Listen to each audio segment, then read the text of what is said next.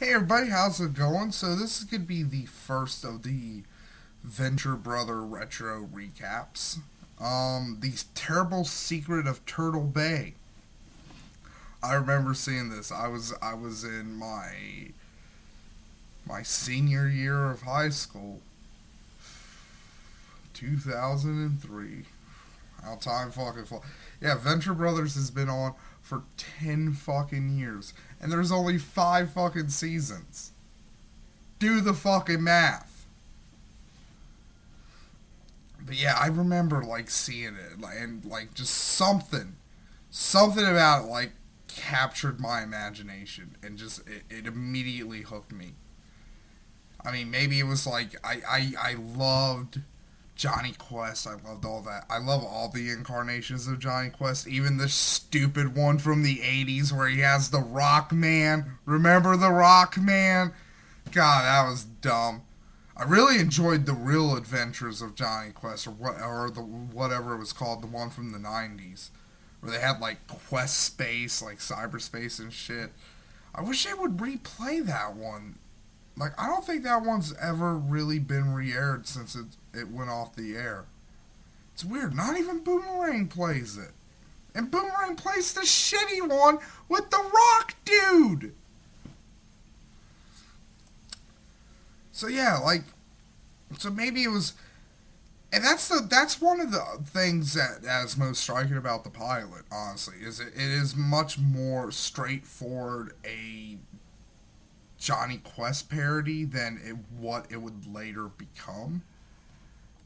Like especially towards the later end of season one, where they just started adding like all these different elements. Like, ah, fuck it, let's just add Magic Man. Let's just add Magic Man because Magic Man is fucking cool. Doctor Strange is fucking awesome. Fucking Doctor Strange is fucking awesome. So let's add Magic Man, and he fucking totally works. Even though, in the world of fucking Johnny Quest, magic is not real. It's all about super science and all that fucking crud.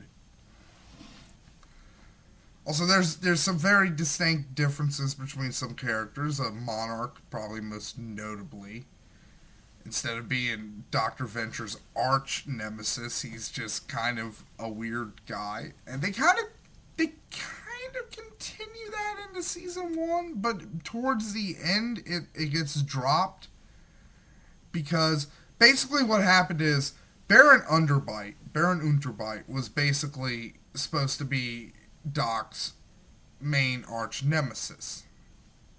But they kind of ran out of ideas. They kind of like, okay, we've done everything we wanted to do with him, and to be completely honest, we don't like this character, and that's why he was kind of like shunted off of the show in season two and didn't reappear until season four. So So Monarch's different. His costumes, I like his costume. I really do. There's something about his like the pilot costume. I don't know what it is. What I hope if my prediction on season 6 comes true, where Gary is going to become his number two. I hope Gary does become the viceroy and has like that costume. Cause I like the helmet mostly on that version of the Monarch costume. Like just the big crown helmet with the fucking antennae. The Venture Brothers are pretty much the same. So is Doc and Brock. Their voices are a little different. They still kind of hadn't felt out where they wanted to go voice wise with these characters, so they're a little different. One thing that is played up a lot more in the pilot and in season one is kind of like the implied homoeroticism between Brock and Dr. Venture. Like they kind of fucking get away from that towards like season 2, and they kind of by season 3 they just kind of turn it into like a general femininity within Doc's character. But here, there's really like a lot of like, especially in the pilot, there's a lot of like, yeah, I totally think Doc wants to fuck Brock. I totally think it. I really do. Brock's a badass in this in the pilot. He and it probably set the bar. This in the first episode probably set the bar for Brock being a fucking badass. You know, a little too high. Cause in this episode, he fucking kills he kills a mummy who's a guy in a fucking in a costume and he pees on him because you have to desecrate a corpse. Everybody knows that. He kills an alligator at the UN. He kills two street punks and he feeds the monarch his wings. That's four badass moments for Brock. A lot. And this is only a 15-minute episode too. Which that's another weird thing too. It's like one, this has the same format as Aqua Teen Hunger Force time wise, and it is also like Aqua Teen and a lot of those other shows at the time when this premiered. It was 15 minutes because this was before before Adult Swim was like comfortable with having a 30-minute original show. So, it wasn't until like Family Guy and fucking Futurama hit big where they were like, yeah, we could totally do 30 minutes. We could totally do a 30-minute show. Give Venture Brothers 30 minutes.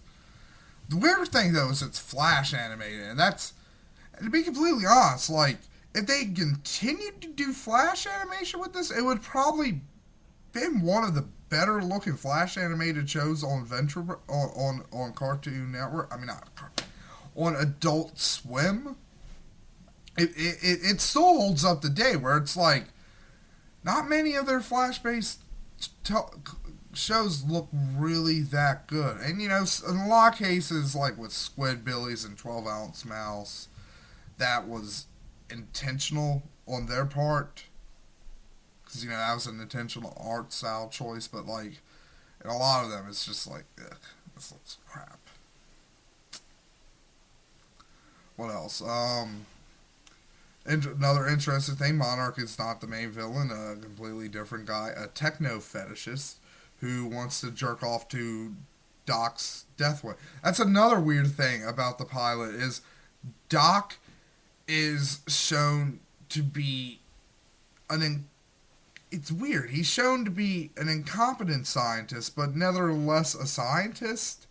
Like he comes and he builds a death ray. He actually builds a death ray, the Oo ray, and it's this whole peace conference kind of deal. And it's like he's incompetent, but he can build shit. So he builds this death ray, and the techno fetishist wants to jerk off on it, and he does. That's like the big villain.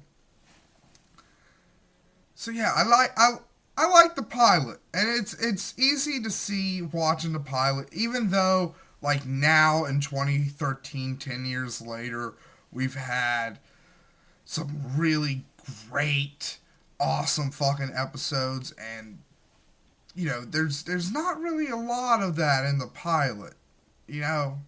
They kind of go completely. They decided, hey, let's go 180 with this. Let's maybe downplay the aspects of Johnny Quest, and maybe explore these original characters we made ourselves. Let's explore their lives and their hangups and all that stuff.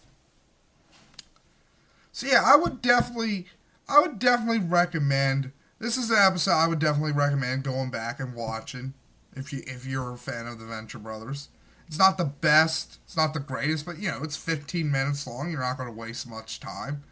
It's a lot better than most episodes of Aqua Teen Hunger Force, to be completely fucking honest. So yeah, I would definitely say, yeah, this is a good episode to go back and watch. Might not be a good episode to start people on Venture Brothers now, because once they get to like season 3, 4, and 5, where the show really starts changing into something different, like they kind of, they'll probably have like expectations, and they'll be like, wait, what happened with this? And that's weird.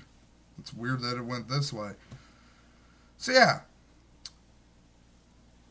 Next episode will be the first episode, Delos Delos Del Muertos? I think it's Delos Del Muertos. Maybe I should ask Rob, but oh wait, I can't. He doesn't speak fucking Spanish. Mex I can. More like Mex I can't. See, I can snidely put fucking little insults in unrelated videos too, Rob. I can do that. Jerk.